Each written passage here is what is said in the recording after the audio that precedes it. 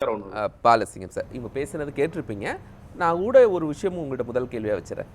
இதுவரைக்கும் விசிக தலைவரும் சொன்னது தான், திமுக அதிமுக இதுதான் ஒரு சரியான கட்டமைப்பு. ஆனால் திமுக தலைவரே இப்போ என்ன பண்ணால் 2ஆம் இடத்திற்கு பல கட்சி போட்டி அப்படிங்கும்போது அதிமுகவை மற்ற கட்சிகளோடு ஒப்பிடுற நிலைக்கு தானே முதலமைச்சர் நகர்ந்திருக்கார். முதலில் ஓட்டருடைய கருத்து கணிப்பு. பொதுவாகவே கருத்து கணிப்பு என்பது கருத்து திணிப்பாகத்தான் இந்த தேசத்தில் இருக்கிறது. அவங்க என்ன நரேட்டிவ் செட் பண்ணணுன்றதை, என்ன நரேட்டிவ் செட் பண்ண வேண்டும் என்பதை அவர்கள் முன்கூட்டியே தீர்மானித்து இப்படி செய்யக்கூடியது தான் இப்போ கருத்து கணிப்பாக இருக்குது. அப்படி கருத்து கணிப்பு என்பது ஒரு நரேட்டிவ் செட் பண்ணுறது தான். இப்போது விஜயோட கட்சியோட பொதுக்குழு கூடுகிற அதே நாளில் இந்த அறிவிப்புகள் வருது, கருத்து கணிப்புகள் எல்லாம் வருது. இது எதை காட்டுகிறது என்று சொன்னால், ஒரு திட்டமிட்டு பிஜேபி ஆர்எஸ்எஸ் இந்த ஊடகங்கள் அனைத்துமே ஒரு கருத்து திணிப்பை உருவாக்குகிறது. கருத்து கணிப்பு என்பது, சர்வே என்பது சைஸ் ஆஃப் த அந்த samples and quality of the samples, இது எல்லாமே தான் கணக்கில் எடுக்கணும். இப்போ அவங்க அறிவிச்சிருக்காங்க சிஓட்டர் எவ்வளோ சாம்பிள்ஸு, அது எவ்வளோ அந்த குவாலிட்டி ஆஃப் த சாம்பிள்ஸ் அப்படின்னு அறிவிச்சிருக்காங்கன்னா இல்லை. இந்த கருத்து கணிப்பில் கூட அவங்க என்ன சொல்கிறாங்கன்னா 27% மு.க. ஸ்டாலின், 18% விஜய், அப்போ 10% எடப்பாடி, 9% அண்ணாமலை, அப்புறம் மீதி 36 இருக்குது. அது யார் குறிப்பிடணுமா இல்லையா? அது சொல்லணுமா இல்லையா? ஏன் சொல்லலை? அப்படின்னா ஒரு என்ன இங்கே அதன் மூலம் சொல்ல வராங்கன்னா, திமுகவை வீழ்த்தணும், அதுதான் திமுக கூட்டணி வீழ்த்தணும் என்பது தான் இந்த கருத்து கணிப்பினுடைய நோக்கம். அப்போ எப்படி வீழ்த்தணும்னு பார்க்குறாங்கன்னா, அதிமுக பிஜேபி சேர்ந்திருந்தும் வீழ்த்த முடியல. இப்போ புதுசாக ஒரு கட்சி அல்லது நாம் தமிழர் மூலமாக திராவிடத்தை எதிர்க்கிறது, திமுகவை பலவீனப்படுத்துறது என்கிற அந்த அடிப்படையில் பார்த்தாங்க. அதுவும் தோல்வி அடைஞ்சது. இப்போ விஜய் உருவாக்கியிருக்காங்க. விஜய் என்பது பிஜேபி ஆர்எஸ்எஸ் இந்த சக்திகளோட ஒரு வெளிப்பாடாக தான் நாங்கள் பார்க்குறோம். எப்படின்னு பார்த்தா, அவர் இப்போ இவர் அண்ணன் கூட சொன்னார் பவன் கல்யாணம் மாதிரி வரணும்னு சொல்லிட்டு. பவன் கல்யாணம் ஆரம்பிக்கும்போது மகாத்மா ஜோதிராவ் போலேயும் அம்பேத்கரையும் கொள்கை ஆசானா போட்டார் அவர். ஆனால் இப்போ எங்கே இருக்கார் அவர்? ஆர்எஸ்எஸோட பிஜேபி ஆர்எஸ்எஸோட ஒரு பக்தராக மாறி போயிருக்க, ஆர்எஸ்எஸோட முழு நேர ஊழியர் மாதிரி அவர் பேசுகிறாரு. சனாதனத்தை ஆதரித்து சனாதனத்தை எதிர்ப்பவங்களெல்லாம் தவறுன்ற மாதிரி அவர் பேசுகிறாரு. அதே மாதிரி தான் விஜய் அவருடைய கட்சியும் இன்றைக்கு கொள்கை ஆசானா பெரியாரையும் அம்பேத்கரையும் ஏற்றுட்டு இருக்காங்க. நாளைக்கு என்ன ஆக போகுதுன்னு பாருங்கள். இது அதை நோக்கி நகரக்கூடிய வாய்ப்பு இருக்கிறது. இப்போ நம்முடைய இவர் முதலமைச்சர் 2ஆம் இடம் யாருக்கு அப்படின்னு அவங்களுக்குள்ள தான் போட்டி அப்படின்னு சொன்னார். எங்களுடைய தலைவர் எழுச்சி தமிழ் சொன்னார், இந்த தமிழ்நாட்டு அரசியலில் விடுதலை சிறுத்தைகள் கட்சியினுடைய கொள்கை நிலைப்பாடும் உறுதியும் தான் அதிமுகவை பிஜேபி பக்கம் போக வைத்திருக்கிறது, அமித்ஷாவை சந்திக்க வைத்திருக்கிறதுன்னு சொல்றார். அமித்ஷாவை சந்திக்க வைக்கிறதுடைய நோக்கம் என்பது விடுதலை சிறுத்தைகளுடைய உறுதியான நிலைப்பாடு. என்ன உறுதியான நிலைப்பாடு? திமுக கூட்டணியிலே இருப்போம், திமுக கொள்கை கூட்டணி, இந்த திமுக கூட்டணியிலே தொடர்வோம், 2026 தேர்தலில் நாங்கள் இருப்போம் என்கிற அந்த கொள்கை முடிவு, அந்த முடிவு தான் பிஜேபியை நோக்கி அமித்ஷாவை நோக்கி நகர்கிறது. அமித்ஷாவும் அன்னைக்கே சொல்றாரு, என்டிஏ அன்னைக்கு அதிமுகவினை சந்தித்த அன்னைக்கே அவர் சொல்ற ஸ்டேட்மெண்ட் என்னன்னா, என்டிஏவினுடைய ஆட்சி அமையும் 2026 சொல்றாரு. எப்படி சொல்றாரு? அப்படி ஒரு நரேட்டிவ் அங்கேயும் செட் பண்றாரு. அப்போ விஜயோட பொதுக்குழுல என்ன பேசுறாங்க? விஜயும் அவரும் எதிர்பார்க்கிறாரு, இந்த திமுக கூட்டணியை பலவீனப்படுத்தும், திமுக கூட்டணி இருக்கக்கூடிய கட்சிகளை, விடுதலை சிறுத்தைகள் போன்ற கட்சிகளெல்லாம் வெளியில் கொண்டு நம்மோட சேர்த்துக்கலாம் அப்படின்ற மாதிரி கூட்டணி கனவுகளெல்லாம் இருந்தது. அதுவும் தகர்ந்து போனதுனால, அது விடுதலை சிறுத்தைகளுடைய உறுதியான நிலைப்பாட்டினால அவரும் விரக்தியான அதான் சொல்ல விரக்தியான மனநிலைக்கு நேற்று கூட எங்கள் தலைவர் திருவண்ணாமலை கூட்டத்தில் அறிவித்தார், 2026 தேர்தல் திமுகவோடு தான் அறிவிச்சிருக்காரு. விஜய் கட்சியில் அவங்க விரக்தியால தான் அவங்க சொல்றாங்க, வேங்க வயலுக்கு போலியா, ஏன் போல அப்படின்னு அந்த கேள்வி எழுப்புறாங்க. எதுக்காக சொல்றாங்க? வேங்க வயலுக்கு போனது தெரிஞ்சும் கூட ஒரு குற்றச்சாட்டை பதிவு பண்ண வேண்டிய என்ன அவசியம், என்ன அந்த விமர்சனத்தினுடைய நோக்கம் என்ன அப்படின்னு சொன்னா, அவர்கள் விடுதலை சிறுத்தைகளுடைய அந்த உறுதியான நிலைப்பாட்டினால அந்த பக்கம் போக மாட்டாங்கன்னு தெரிஞ்சதுக்கு பிறகு இப்படி ஒரு விரக்தியான ஒரு மனப்பான்மையில இப்படிப்பட்ட கருத்துக்கள். தனக்கும் அதிமுகவுக்கு தான் போட்டி அப்படிங்கிறத பல போட்டிகளா இருக்கிறார். இப்போ 2ஆம் இடத்துக்கு பலருக்கு போட்டினா எல்லாரையும் தன்னுடைய எதிர்கட்சியா அவர் பார்க்க ஆரம்பித்தாரா? எதிர்கட்சிங்கிற நிலைக்கு எல்லா கட்சிகளும் வந்துட முடியும் அப்படின்னு சொல்றாரா 26 தமிழ்நாட்டில்? இப்ப இந்த கருத்து கணிப்பாக இருக்கட்டும் அல்லது முதலமைச்சருடைய ஸ்டேட்மெண்ட் கேக்குறேன். ஸ்டேட்மெண்டாக விஜய் பேசுறாரு, திமுக அதிமுகவுக்கும் தாவேக்காவுக்கும் தான் போட்டி. அடுத்த நாள் திரு ஸ்டாலின் அவர்களுடைய ரியாக்ஷன், அண்ணன் எல்லாருமே 2ஆம் இடத்துக்கு தான் போட்டி போடுறாங்க அப்படிங்கும்போது ஸ்டாலின் அவர்கள் விஜயையும் அடுத்த இடத்துக்கு வச்சு பார்க்குறாரா? அதாவது அண்ணன் ரவீந்திரன் துரைசாமி அண்ணன் சொன்னது போல 47% ஓட்டு வந்து இன்டாக்டா இருக்குது. எதுக்கு? திமுக கூட்டணிக்கு அந்த பலம் இருக்கிறது.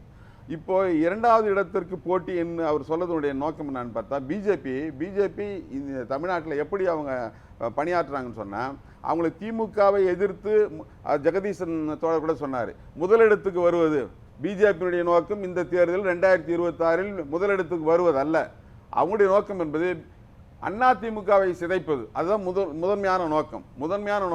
அதிமுகவை சிதைத்து 2031 திமுகவை எதிர்கொள்ளலாம் என்பது அவங்களுடைய கணக்கு. முதலமைச்சருக்கும் அதிமுகவை சிதைப்பது தானே நோக்கம்? இல்ல அதிமுக பொறுத்தவரை நாங்களும் சொல்றோம், அதிமுக வலுவாக இந்த தமிழ்நாட்டில் இருக்கணும்னு சொல்றோம் நாங்க. இல்ல, ஏன்னா திராவிட அரசியலுக்கு எதிரான ஒரு அரசியல் இங்க வரக்கூடாதுன்னு சொல்றோம். சிதைக்கணும்னா ஏன் கூட்டணிக்கு அவங்க போகணும்? யாரு? பாஜக சிதைக்கணும்னா ஏன் கூட்டணிக்கு போக போகுது? முதலமைச்சர் எனக்கும் மற்ற எல்லா கட்சிகளும் 2ஆம் இடத்துல, நாங்க முதல் இடத்துல இருக்கிறோம், மற்ற கட்சிகள் தான் சண்டை. இப்போ விஜய் அதுலதான் தாவேக்காவையும் கொண்டு சேர்க்கிறாரா? விஜய்க்கு ரியாக்ஷன் தான் முதலமைச்சர். நான் டைரக்டா கேக்குறேன். எங்களுக்கும் திமுகவுக்கும் தான் போட்டின்னு சொன்னார்ல. ஆமா. அப்படின்னா என்ன பொருள்? அவர் என்ன சவால் விடுறாரு? அதிமுகவுக்கு சவால் விடுறாரு. நீங்க வந்து போட்டி கிடையாது, நான் தான் போட்டி திமுகவுக்கு என்கிற சவாலை வந்து விஜய் அந்த தாவேக்கா வந்து அதை அக்னாலஜ் பண்ணி சிஎம் என்ன சொல்றாரு? ஆமா, அவங்க எல்லாருக்கும் தான் 2ஆம் இடத்துக்கு போட்டிங்க. விஜய் அந்த இடத்துக்கு கொண்டு நகர்த்தி வைக்கிறார், அதிமுகங்கிற இடத்துக்கு நிகராக கொண்டு நகர்த்தி வைக்கிறார். அல்ல, அவர்களுக்குள்ள போட்டி இருக்கிறது என்பதுதான் சொல்றாரு அவரு. அந்த யார் யார் இப்போ 2வது இடத்துக்கான போட்டி? விஜய் கட்சி, அதிமுக, அப்புறம் வந்து பாரதிய ஜனதா கட்சி எப்படியாவது 2வது இடத்துக்கு வர வேண்டும் என்று பல பகிரத முயற்சிகளை செய்து வருகிறது. இன்னைக்கு கூட வந்து அண்ணாமலை வந்து இந்த சீவோட்டரை பார்த்துட்டு இப்போ அண்மையில் பார்க்குறோம், 27% வந்தது சரியில்லை, 2.7% தான் ஸ்டாலினுக்கு வந்திருக்கணும் அப்படின்ற மாதிரி அவர் குறிப்பிடுறார். அப்படின்னா அவர்களை பொறுத்தவரை, பிஜேபியை பொறுத்தவரையிலும் எப்படி எதையாவது செய்து இந்த முறை பிஜேபி தன்னை 4ஆம் இடத்துக்கு கொண்டு போறதுனா அது அவங்க செய்யற வேலையா சார்? பிஜேபி இடத்துல ஸ்டாலின் அவர்கள் வச்சிருக்காங்க. பிஜேபி இன்னைக்கு கூட அவர் ஸ்டேட்மெண்ட் சொல்றாரு, எந்த கட்சி நாங்கள் அழித்து முன்னேறவில்லை அப்படின்னு சொல்றாரு. சிவசேனாவை மகாராஷ்டிராவில் அழித்த கட்சி எது? அழித்து அந்த ஆட்சியை பிடித்த கட்சி எது? அவங்க உட்கட்சி பிரச்சனை சார்.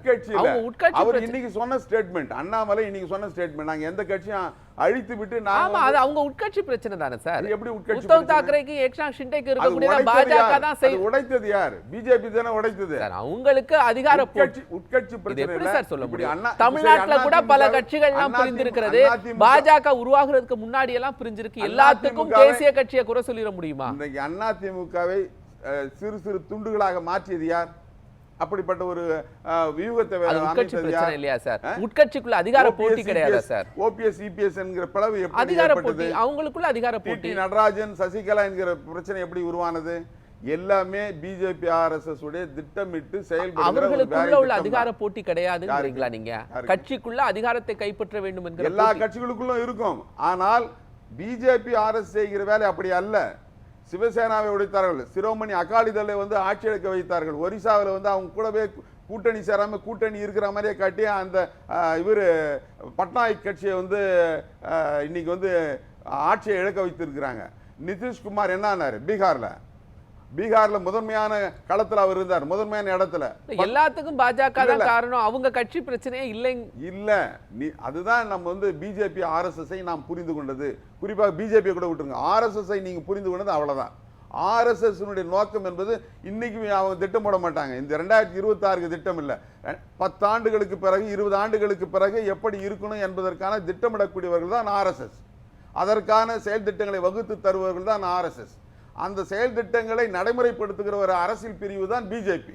அப்படிதான் இந்தியாவில் அப்படிப்பட்ட நிலை தான் இருக்கு. இப்ப 2ஆம் இடத்துக்கு யாருக்கெல்லாம் போட்டிங்கிறது மட்டும் நீங்க நிறைவா சொல்லுங்க சார். பொறுத்தவரை பாஜக சொல்லிட்டீங்க. இப்போ திரு ஸ்டாலின் அவர்களுடைய பார்வையில 2ஆம் இடத்திற்கு பல கட்சிகள் போட்டி அப்படிங்கிற ஸ்டாலினுடைய பார்வையை நீங்க யாரெல்லாம் 2ஆம் கட்சியில நினைத்திருக்கிறார்? தமிழ்நாட்டை பொறுத்தவரையில் 2026 முதலாவது இடத்திலே இருக்கக்கூடிய திராவிட முன்னேற்ற கழக தலைமையிலான முதலிடம் ஆட்சி வந்து ஆட்சிக்கு வரும். முதலிடம். 2வது இடம் கண்டிப்பாக அதிமுக தான் வரும். இங்க அதிமுக